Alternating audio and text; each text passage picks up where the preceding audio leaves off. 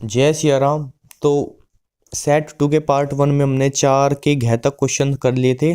अब जो है पार्ट 2 है। 5 का क्या क्वेश्चन है कि डी ब्लॉक के तत्वों की किन्हीं 4 विशेषताओं का उल्लेख कीजिए। देखिए, जो डी ब्लॉक के तत्व है उनकी विशेषताएं, पहली तो हम कहते हैं परिवर्ती ऑक्सीकरण अवस्था। परिवर्ती देख लेना, परिवर्ती कैसे बनता है, ऑक्सीकरण अवस्था। तो देखो, इसका मतलब क्या हुआ, इसका मतलब इनके जो तत्व है डी ब्लॉक के तत्व, उनके उनकी जो ऑक्सीकरण अवस्था है वो बदलती रहती है। मतलब एक से ज्यादा ऑक्सीकरण अवस्था होती है इनकी। जैसे आयरन का एग्जांपल हम ले, आयरन का एग्जांपल आयरन Fe+2 में पाया जाता है, Fe+3 में भी पाया जाता है। कॉपर Cu+ भी होता है, Cu+2 भी होता है, Q+Q3। ऐसे जो Mn है मैग्नीज, वो +2 होता है, +4 भी होता है, Mn+6 भी होता है, Mn+7 भी होता है। याद करो कि MnO4, इसमें Mn की ऑक्सीकरण अवस्था देखो +7 आएगी। ठीक है, ऐसे क्रोमियम भी +2+6। ये देखो K2Cr2O7, इसमें क्रोमियम की ऑक्सीडेशन स्टेट क्या है, +6 है, देख लेना। और जो Cr2O3 है, इसमें क्या है, इसकी ऑक्सीडेशन स्टेट +3 है। क्रोमियम यानी क्रोमियम जो है वो +6 भी है और क्रोमियम +3 भी है। तो इनके एक ओस्मियम है, उसकी ऑक्सीडेशन स्टेट +8 तक होती है। यौगिक बनाता है ओस्मियम टेट्राऑक्साइड OSO4। ठीक है, तो डी ब्लॉक के तत्वों की जो ऑक्सीकरण अवस्था है या ऑक्सीकरण संख्या है वो क्या होती है, वो बदलती रहती है। मतलब ये एक से अधिक ऑक्सीकरण स्टेट जो है प्रदर्शित करते हैं। ठीक है, अब नेक्स्ट हम बोल देंगे कि रंग। ठीक है, या रंग या रंगीन आयन या यौगिक, या हम बोले रंगीन यौगिक बोल दे, बेटर होगा आयन की जगह रंगीन यौगिक। यानी जो डी ब्लॉक के तत्व है, हमने जो है इसको सेट 1 में बताया था कि ये जो है ये रंगीन यौगिक बनाते हैं। ठीक है, उसके पीछे का कारण क्या है, उसके पीछे कारण है कि जो डी ऑर्बिटल है वो जो है 2 पार्ट्स में स्प्लिट हो जाता है। ठीक है, मतलब हम कहेंगे कि और नीचे से जो इलेक्ट्रॉन है वो दृश्य प्रकाश से ऊर्जा प्राप्त करके जो है उच्च ऊर्जा स्तर में चला जाता है। इसको हम बोलते हैं डी संक्रमण। ठीक है, डी संक्रमण या डी ट्रांजिशन। ठीक है, तो डी संक्रमण के कारण ये क्या है, रंगीन यौगिक बनाते हैं। ठीक है, कलरफुल कंपाउंड्स। ठीक है, तीसरा गुण हो जाएगा जो है अनुचुंबकीय यौगिक बनाते हैं। ठीक है, चुंबकीय गुण आप कह सकते हो, अनुचुंबकीय इनके, या अनुचुंबकीय की जगह लिए चुंबकीय गुण। ठीक है, मोस्टली तो अनुचुंबकीय होते हैं, लेकिन कुछ कुछ क्या होता है, कुछ प्रतिचुंबकीय भी होते हैं। ठीक है, जैसे जिंक के जो है, जैसे Zn+2 की हम बात करें, वो क्या है, या जिंक खुद क्या है, प्रतिचुंबकीय है। जिनमें जो इलेक्ट्रॉन है वो पेयर्ड यानी युग्मित होते हैं, वे क्या होते हैं, वे तो प्रतिचुंबकीय होते हैं। और जिनमें अनपेयर्ड इलेक्ट्रॉन होता है वो क्या होता है, वो अनुचुंबकीय होते हैं।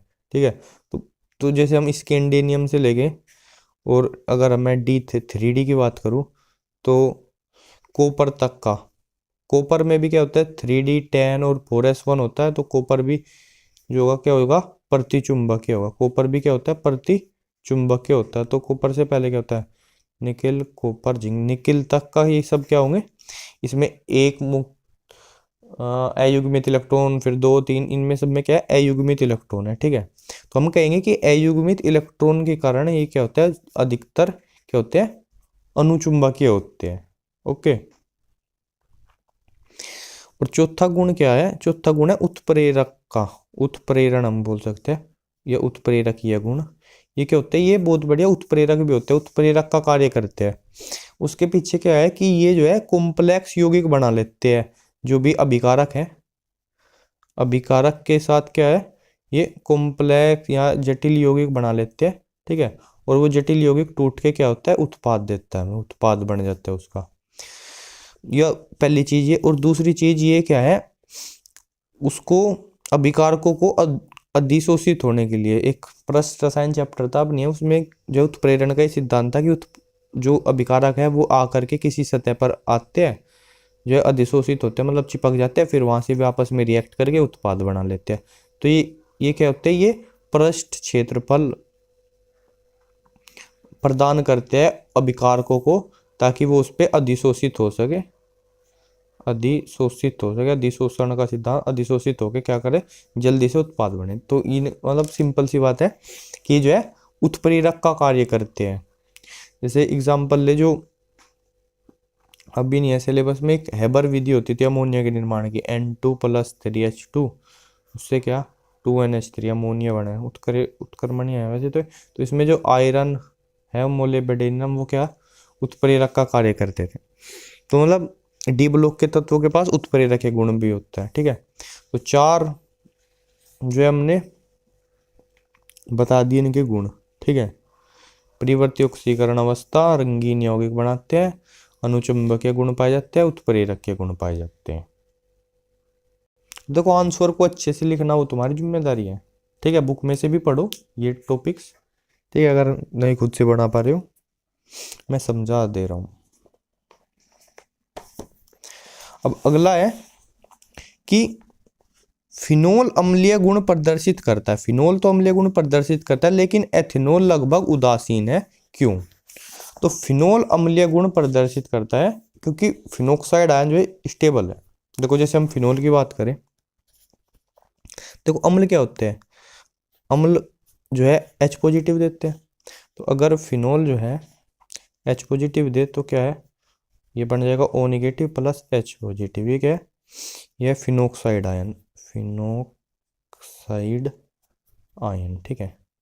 अब ये जो फिनोक्साइड आयन है O पे निगेटिव चार्ज है, इसको जो है ये पसंद नहीं है, बट जो फिनोक्साइड आयन है ये अनुनाद के कारण स्थायी होता है। किसके कारण? अनुनाद के कारण स्थायी होता है, ठीक है। ये जितना स्थायी होगा उतना ही अभिक्रिया इस साइड में नहीं मूव करेगी, तो H पॉजिटिव जितना देगा ये उतना ही जो है फिनोल क्या है, अम्लीय है, ठीक है। मतलब फिनोक्साइड आयन स्थायी है, इसका मतलब फिनोल क्या है, अम्लीय है। स्थायी कैसे है, देखो जो ये फिनोक्साइड आयन है,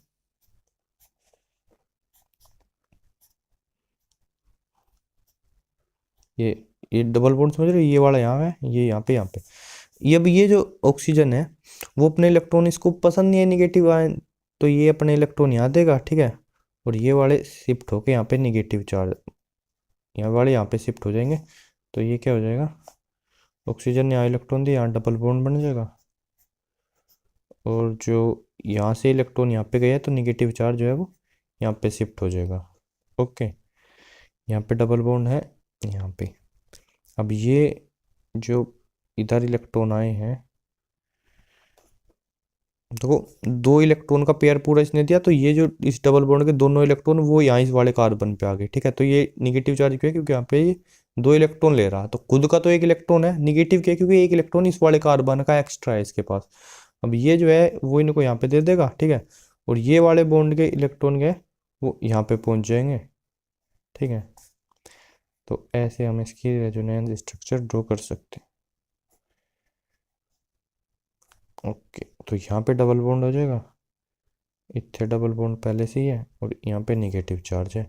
अब ये वाले यहाँ, और ये डबल बॉन्ड के इलेक्ट्रॉन ये यहाँ पे, ओके।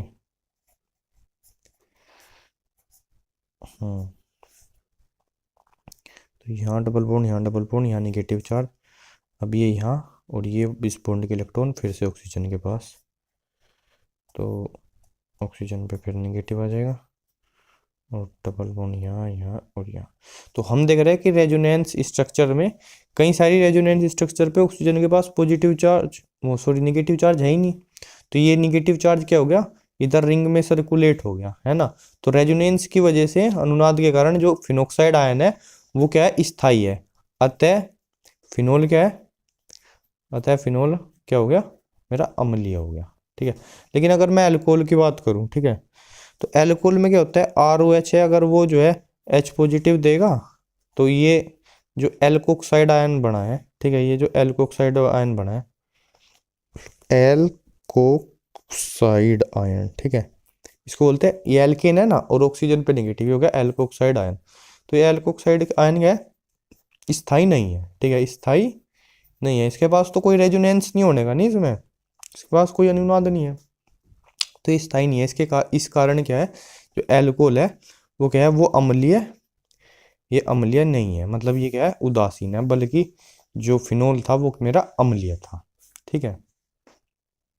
अगला देखो ये सिंपल सा CH3 CH2O CH2 CH2 CH3, इसका यूपीएससी नाम है, ईथर है। ईथर में ऑक्सीजन के बाद देखते हैं इधर 2 कार्बन है, इधर 3 कार्बन है, तो इस वाले में ऑक्सी लगाएंगे और इसको एल्केन के रूप में लिखेंगे, यानी इसका नाम हो जाएगा 2 कार्बन है तो एथोक्सी, और इधर 3 कार्बन के लिए प्रोपेन, तो नाम हो जाएगा इसका एथोक्सी प्रोपेन, ठीक है। अगला एक क्वेश्चन है कि 0.1 मोल यूरिया और 0.1 मोल NaCl में से किसका परासरण दाब अधिक होगा, ठीक है, कारण सहित स्पष्ट कीजिए। देखो जो परासरण दाब का फॉर्मूला होता है, परासरण दाब होता है, थोड़ा सा फोकस मार भाई इधर, परासरण दाब होता है पाई बराबर ICRT। आई क्या है, वान ताप गुणांक, सी सांद्रता, आर जो है सार्वत्रिक गैस नियतांक, टी ताप।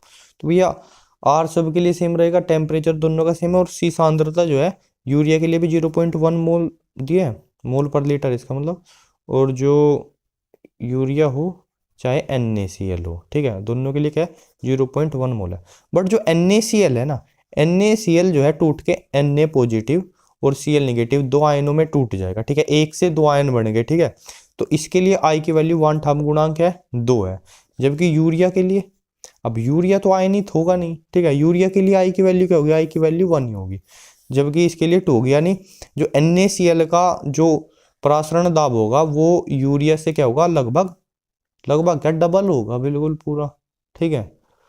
तो आई की वैल्यू क्योंकि 2 है NaCl के लिए, यूरिया के लिए 1 ही है, तो इसीलिए जो परासरण दाब होगा वो NaCl का अधिक होगा, क्योंकि उसके लिए वान ताप गुणांक है डबल है, दुगुना है, ठीक है, ये कारण है। अगला क्वेश्चन है कि एथेनामीन से निम्नलिखित को होने वाली अभिक्रियाओं का संतुलित रासायनिक समीकरण लिखिए। एथेनामीन का फॉर्मूला बताओ, कई लोग पोज करके बताओ। पहली है NaNO2 और तनु HCl, और दूसरा है हिंसबर्ग अभिकर्मक। देखो एथेनामीन होगा CH3 CH2 और NH2। अब देखो इस अभिक्रिया में पहली अभिक्रिया इसको किसके साथ करनी है, NaNO2 और प्लस में HCl इसके साथ। तो देखो NaNO2 जो है वो HCl के साथ मिलके बना लेता है HNO2, इसको बोलते हैं नाइट्रस अम्ल, क्या, नाइट्रस अम्ल, और प्लस Na के पास आ जाएगा Cl, प्लस NaCl, ओके। अब जो ये HNO2 है, एथेनामीन CH3 CH2 NH2, इसके पास आएगा ये HNO, बोलेगा अपने पास साथ कि मैं अपने साथ लाया हूँ भैया, कि उसको बोला HCl को भी लाया हूँ, ठीक है। तो ये मिलके इसके साथ जो है क्या बनाएगा, ये बनाएगा CH3 CH2 N triple bond NCl negative, ये आयन बनाएगा N और Cl निगेटिव, ठीक है। अब क्या है, 4 हाइड्रोजन है और 2 ऑक्सीजन है, प्लस 2H2, ठीक है, ये इतना ज़्यादा स्टेबल है नहीं, तो H2O की उपस्थिति में क्या होगा, ये अपने से बोलेगा कि भाई मैं बना लेता हूँ CH3 CH2OH, ठीक है, एथेनॉल बना लेता हूँ, प्लस N2 गैस को बाहर फेंक दो और प्लस HCl बाहर फेंक दो, ये बन गया। अब संतुलित अभिक्रिया लिखनी है तो क्या लिखेंगे, इधर की साइड लिखेंगे CH3 CH2 और NH2 प्लस NaNO2 और प्लस HCl, ठीक है। एंड में फाइनली क्या बना, CH3 CH2OH बना है, ठीक है, तो CH3 CH2OH ये बन गया एथेनॉल, और प्लस N2 गैस निकली बाहर है, N2 गैस बाहर निकली, और जो है HCl, तो देखो इधर अगर ये जो है निकल रहा है तो इधर जो है यूज भी हो गया था, तो Na का और Cl का एक NaCl बना था इधर, तो NaCl बन जाएगा, ठीक है। तो देखो बैलेंस होगी क्या, CH3CH2OH और N2NaCl, एक H2O और बनेगा, है ना, प्लस H2O। ये रिएक्शन होगी मेरी। ओके, पर समझ में तो आई क्या क्या हुआ। NaNO2 और HCl से HNO2 बनता है, HNO2 HCl मिलके ये बनाते हैं, ठीक है, इसको डाइएन्जोनियम लवण बोलते हैं। और ये जो है, क्योंकि अगर बेंजीन होती है थोड़ा स्टेबल होता है, बाकी ये अनस्टेबल है इसके आर की उपस्थिति में, तो ये बन गया एथेनॉल और N2HCl इसने बाहर निकाल दी। ये हो गया टोटल। अब सेकंड अभिक्रिया थी इसकी हिंसबर्ग अभिकर्मक से। बहुत लोगों को तो पता ही नहीं हिंसबर्ग अभिकर्मक क्या होता है। बताओ हिंसबर्ग अभिकर्मक फॉर्मूला क्या होता है। हिंसबर्ग अभिकर्मक, हिंसबर्ग अभिकर्मक, यह बेंजीन और इसके साथ SO2Cl, ठीक है, बेंजीन सल्फोनिल क्लोराइड, और इसकी अभिक्रिया एथेनामीन से करवानी है, ठीक है, CH3CH2NH2। एक काम करता हूँ, NH2 को इधर लिख लेता हूँ, है ना, NHH, ये हो गया NH2 और CH2CH3, ये एथिलामीन है CH3CH2NH2। अब देखो H बोल लेगा इसको Cl को कि आ जा बेटा मेरे पास आ जा, आओ प्यारे पास हमारे, HCl निकाल लो बाहर, ठीक है। बाकी ये सारा इसके साथ जुड़ जाएगा, SOO ऐसे है, और ये NH, ठीक है, और CH2CH3 ये जुड़ गया इसके साथ। तो ये ऐसे एथिलामीन अभिक्रिया करेगा हिंसबर्ग अभिकर्मक के साथ, ठीक है, ऐसे जुड़ जाएगा, HCl बाहर कर देगा।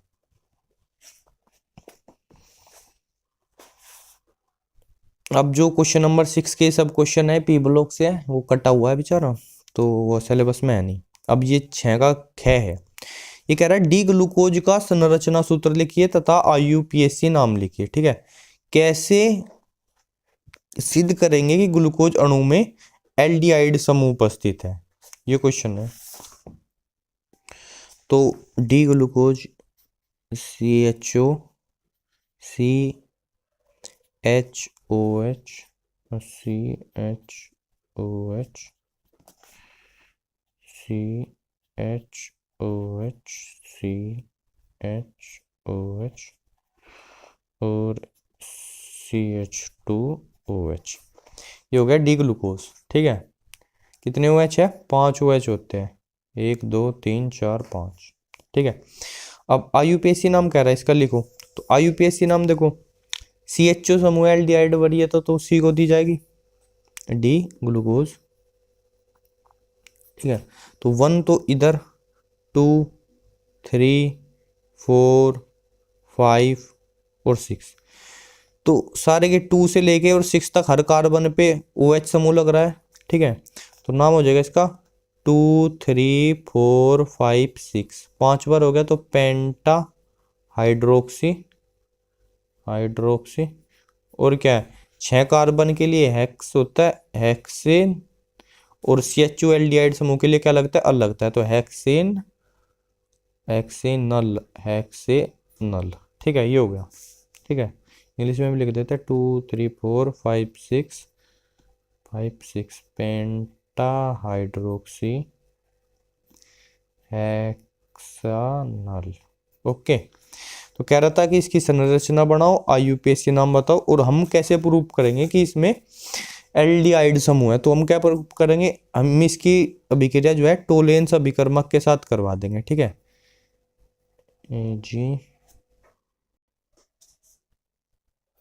MH3 का ट्वाइस OH 2, तो टोलेन अभिकर्मक, देखो टोलेन अभिकर्मक से अभिक्रिया क्या करते हैं, एल्डिहाइड करते हैं, कीटोन्स तो करते नहीं। तो ये क्या होगा, टोलेन अभिकर्मक से अभिक्रिया करेगा, उसमें क्या होगा, सिल्वर नीचे बैठ जाएगा, सिल्वर नीचे बैठ जाएगा तो हमें पता चल जाएगा अभिक्रिया होगी, ठीक है। क्या होगा, इसका एल्डिहाइड समूह का इसकी वजह से ऑक्सीकरण हो गया, कार्बोक्सिलिक अम्ल बन जाएगा, बाकी सब कुछ CHOH CHOH CHOH CHOH CHOH के 4 और CH2OH, बाकी सारा सेम। ठीक है, तो CHO समूह का पता करवाने के लिए हम क्या करेंगे, इसकी अभिक्रिया टोलेन अभिकर्मक से करवा देंगे। ठीक है, इससे सिद्ध हो जाएगा कि इसमें क्या है, CHO समूह है। ठीक है, एल्डिहाइड समूह है।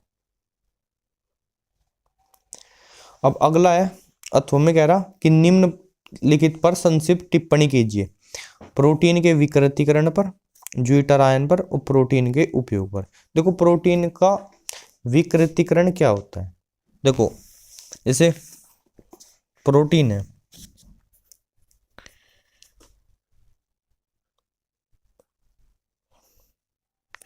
प्रोटीन को या तो हम गर्म कर दे, उसमें एसिड डाल दिया या बेस डाल दिया या यूवी रेज डाल दी या एक्सरे डाल दी। ठीक है, गरम गरम कर दिया अगर उसको, तो उससे क्या होगा, वो अपनी जो जैविक क्रियाशीलता है, ठीक है, जो प्रोटीन जैविक क्रियाशील है, तो जैविक क्रियाशीलता खो देता है। ठीक है, प्रोटीन जैविक क्रियाशीलता खो देता है, खो देता है। ठीक है, ये जो प्रोटीन की जो द्वितीयक या तृतीयक या 4 डिग्री संरचना है, ठीक है, संरचना भंग हो जाती है। ठीक है, इसको हम बोलते हैं प्रोटीन का विकृतीकरण। ठीक है, यानी प्रोटीन को गर्म करने पर या उसमें एसिड बेस या यूवी रेज ऐसा कुछ डाल दे, तो जिससे प्रोटीन क्या अपनी जैविक क्रियाशीलता खो देता है। ठीक है, और इसको बोलते हैं प्रोटीन का विकृतीकरण। इससे इसकी जो 2 डिग्री 3 डिग्री या 4 डिग्री संरचना है वो भंग हो जाती है, लेकिन जो 1 डिग्री है वो अप्रभावित होती है। 1 डिग्री संरचना अप्रभावित होती है। इससे क्या होता है, अब जो प्रोटीन है मेरा वो अविलीय हो जाता है। ठीक है, अविलीय हो जाता है। इसके एग्जाम्पल है, जैसे अगर अंडा उबलना, ठीक है, और दूध से दही बनना, शायद ये भी इसका एग्जाम्पल है, बट ये तो पक्का है ही। ठीक है, तो ये इसके एग्जाम्पल है। और जो है यह विक्रिया सामान्यतः अनुत्क्रमणीय होती है। ठीक है, मतलब अनुत्क्रमणीय मतलब जो इरिवर्सिबल होती है।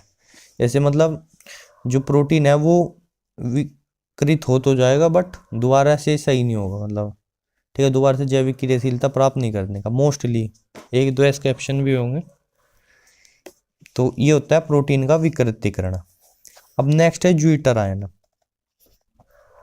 ज्विटर आयन क्या है, तो देखो ये जैसे मेरा कोई भी एमिनो अम्ल है, ठीक है, इधर NH2 समूह, इधर COOH।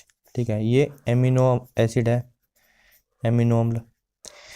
एमिनो अम्ल का ही जो है ज्विटर आयन द्विध्रुवीय रूप है। द्विध्रुवीय क्या होता है, जब उस पर निगेटिव पॉजिटिव चार्ज हो जाते हैं, तो ये हम कह सकते हैं इसका आंतरिक लवण है। ठीक है, देखो ये एसिड समूह है, इधर ये बेस है। ठीक है, इसके पास लोन पेयर ऑफ इलेक्ट्रॉन्स है, ये H पॉजिटिव को डोनेट कर सकता है एसिड है, COH समूह, और ये ग्रहण कर सकता है, तो यहाँ से H पॉजिटिव निकल के इधर चला जाएगा।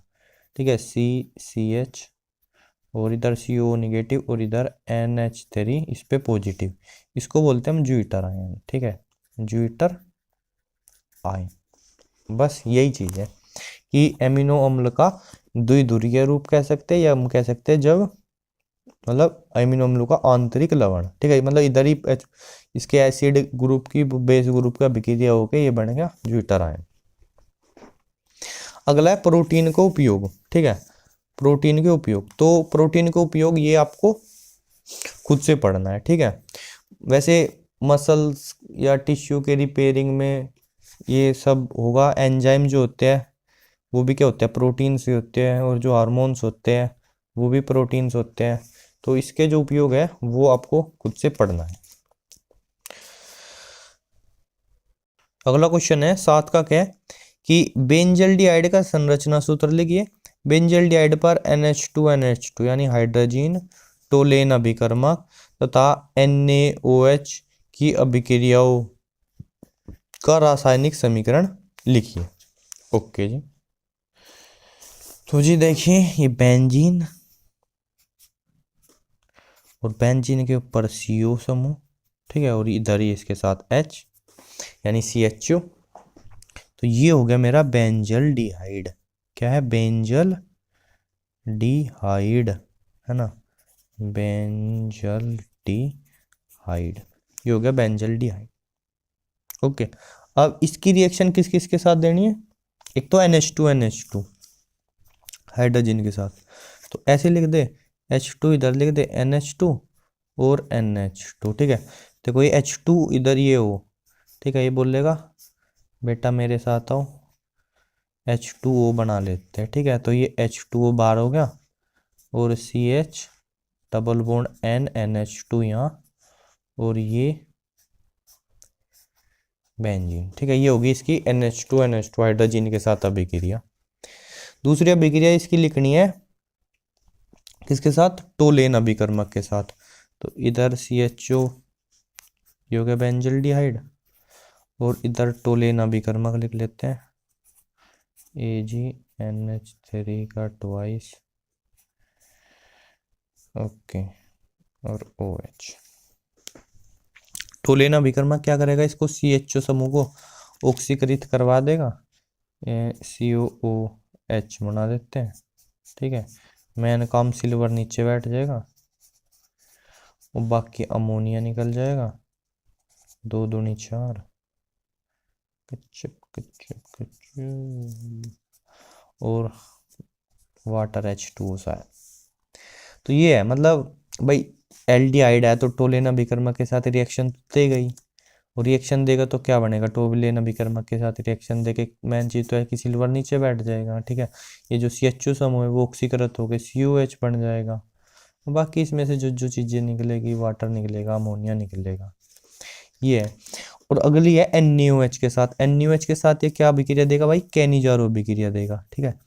CHO, ठीक है, और 2 ले लेते हैं प्लस NaOH, ठीक है, 50% ऐसा कुछ होता है। तो क्या होगा? एक CHO तो ऑक्सीकृत हो जाएगा, COONA ये बन जाएगा, और दूसरे वाला अपचयित हो जाएगा, बेंजील अल्कोहल बन जाएगा, CH2OH, ये हो गया, ठीक है। अभिक्रिया का नाम क्या है? कैनिजारो अभिक्रिया, कैनिजारो अभिक्रिया, ठीक है, ये हो गई।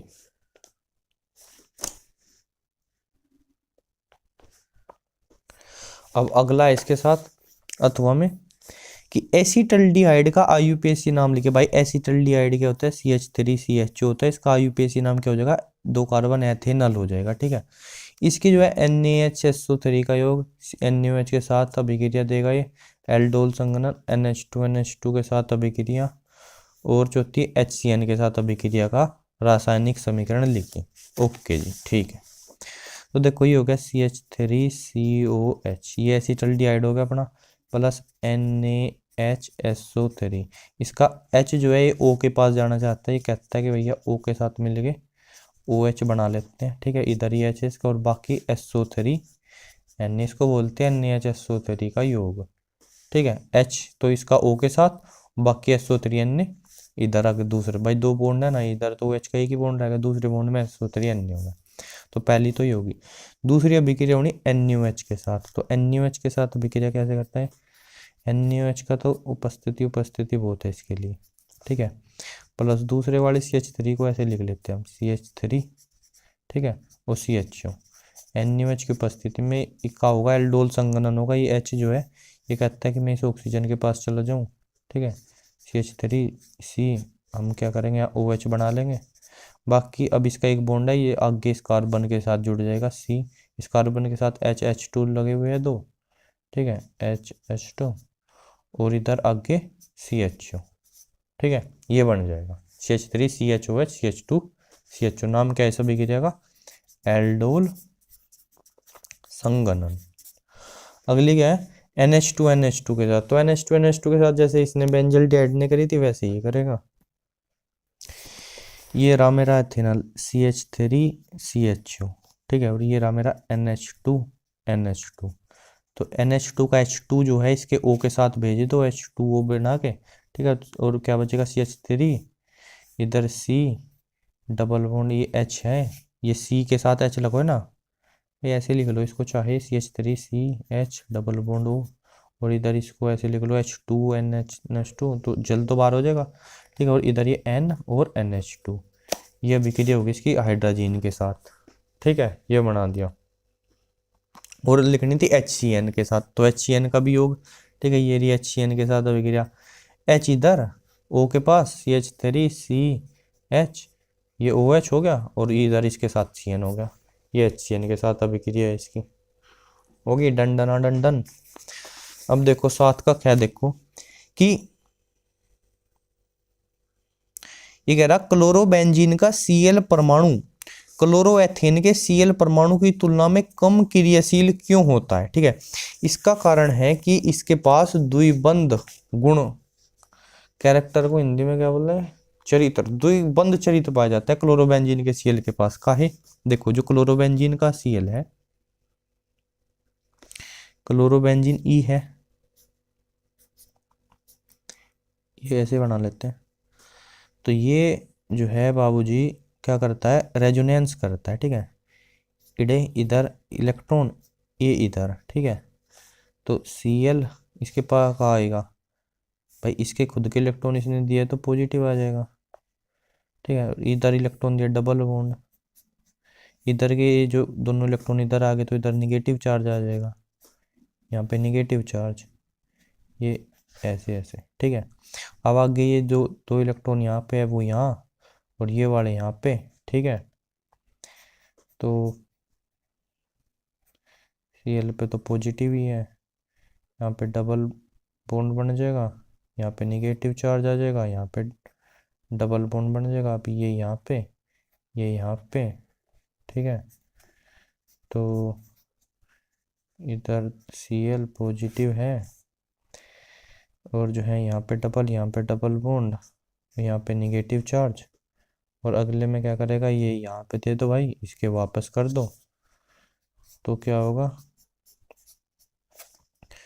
तो ये ऐसे ऐसे ऐसे, और इधर Cl, ठीक है, ये हो गया। तो देखिए अगर हम इन सब रेजोनेंस स्ट्रक्चर की एक हाइब्रिड स्ट्रक्चर बनाएं, तो क्लोरोबेंजीन में क्या हो रहा है, मतलब इसके पास क्या है, यहाँ पर डबल बॉन्ड कैरेक्टर है, हल्का सा पॉजिटिव चार्ज, और यहाँ हल्का सा निगेटिव निगेटिव निगेटिव, और डबल बॉन्ड पूरे में वो घूम गया। ओके, तो इसमें हम क्या देख रहे हैं, इसके पास क्या है, द्विआबंध चरित्रम, डबल बॉन्ड कैरेक्टर है, ठीक है। जबकि जो क्या किसका था, क्लोरोएथेन का था CH3CH2Cl, इसके पास क्या है, इसके पास तो सिंगल बॉन्ड ही है, ठीक है। तो इसकी तुलना में ये कम क्रियाशील है, मतलब ये अधिक शक्तिशाली तरीके से जुड़ा है, किसकी वजह से, द्विबंध चरित्र की वजह से इसके। ओके, अब कह रहा आगे कि क्लोरोबेंजीन की Cl2 तथा सांद्र H2SO4 के साथ होने वाली अभिक्रियाओं का रासायनिक समीकरण दीजिए। तो एक है क्लोरीनीकरण, एक सल्फोनीकरण। ओके, तो ये क्लोरोबेंजीन है, Cl2, और जो है FeCl3 की प्रेजेंस, क्या होगा, ऑर्थो पैरा पे जुड़ेगा, ठीक है।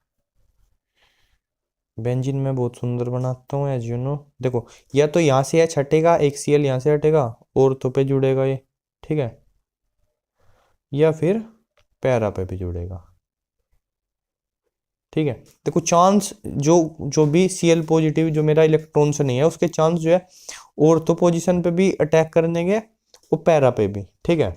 ऑर्थो जब कि दो दो है और पैरा जो है एक ही है, फिर भी ये उत्पाद जो है वो मुख्य बनता है, ठीक है।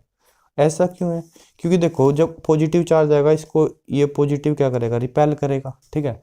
तो वो क्या, वो इधर इस वाले यहाँ पे जाना चाहेगा, ठीक है। तो क्या होगा, ये वाला मुख्य बनेगा, ये वाला अल्प बनता है। अगला है H2SO, सांद्र H2SO4 के साथ तो उसमें क्या होगा, सल्फोनीकरण होगा। तो ये क्लोरोबेंजीन होगी प्लस H2SO4, ठीक है। क्या होगा, H एक यहाँ से निकलेगा, एक यहाँ H2O बार, और ऑर्थो पैरा पे क्या जुड़ जाएगा, SO3H, यानी सल्फोनिक अम्ल बनेगा, ऑर्थो व्युत्पन्न और पैरा SO3H, ये हो जाएगा। अब इसके साथ अथवा में कह रहा है कि निम्नलिखित पर टिप्पणी लिखिए। हेलो एरिन में इलेक्ट्रॉन रागी प्रतिस्थापन अभिक्रिया, वुर्टज फिटिंग अभिक्रिया और ग्रिग्नार्ड अभिकर्मक के उपयोग। तो उपयोग वाला क्वेश्चन तो तुमको खुद ही करना पड़ेगा। ये दो बता रहे हैं, हेलो एरिन में इलेक्ट्रॉन से प्रतिस्थापन अभिक्रिया और वुर्टज फिटिंग अभिक्रिया।